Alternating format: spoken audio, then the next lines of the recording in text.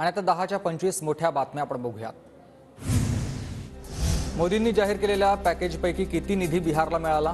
आम्हीही मोदींच्या भूलताफांना फसलो होतो। कामांपेक्षा आता केवळ नाव बदलणं सुरू। मोदी गॅरंटी म्हणजे जुमला। उद्धव ठाकरेंची मोदींवर जोरदार टीका।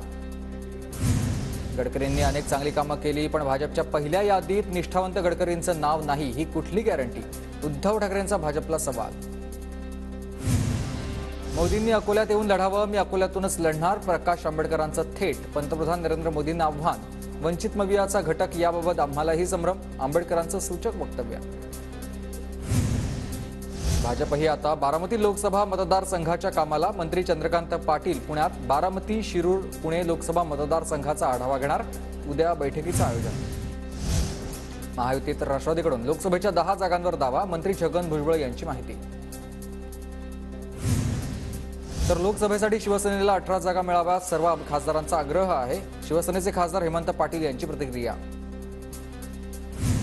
सुनील तटकरे विश्वासघातकी माणूस। ठाकरे गटाच्या अनंत गीतेंची खासदार सुनील तटकरेंवर टीका।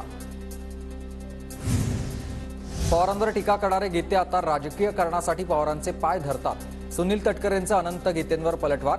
माझ्यासमोर लोकसभेला गीतेंचं आव्हान आहे असं मी मानत नाही, असाही टोला।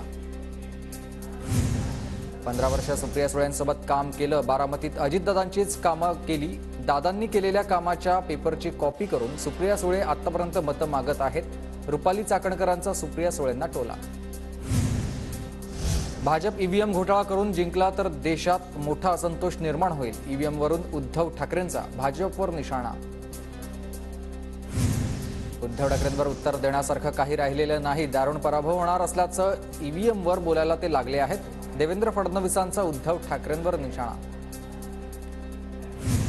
देवेंद्र फडणवीसांपासून मोदींना हक्कानं सांगेन, रत्नागिरी सिंधुदुर्गात कमळच फुलणार।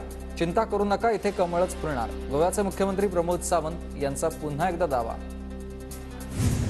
शिक्षक आमदार कपिल पाटलांकडून नव्या पक्षाची घोषणा। समाजवादी गणराज्य पार्टी असं पक्षाचं नाव। नितीश कुमार भाजपसोबत गेल्यानं कपिल पाटलांकडून जेडीयूला रामराम।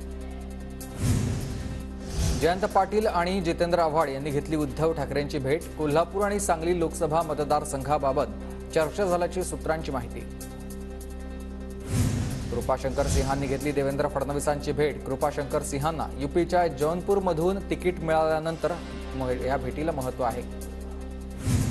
मावळ लोकसभेच्या जागेवर राष्ट्रवादी आणि भाजपचा दावा। भाजपकडे उमेदवार नाही का? राष्ट्रवादीच्या सुनील शेळकेंचा सवाल। श्रीरंग बारणे आता कमळवर निवडणूक लढवणार असल्याच्या चर्चेवर ही त्यांची प्रतिक्रिया। मावळमध्ये भाजपकडे बाळा भेगडे उमेदवार। मावळचे भाजपचे प्रचार प्रमुख रवींद्र भेगडेंचं वक्तव्य। सोलापूरच्या माडामधून तिकीट कोणालाही मिळो त्याचा प्रचार करणार, तर मला उमेदवारी मिळाल्यास मोहिते पाटलांना सोबत घेऊन चालणार। रणजितसिंह निंबाळकर यांचं वक्तव्य।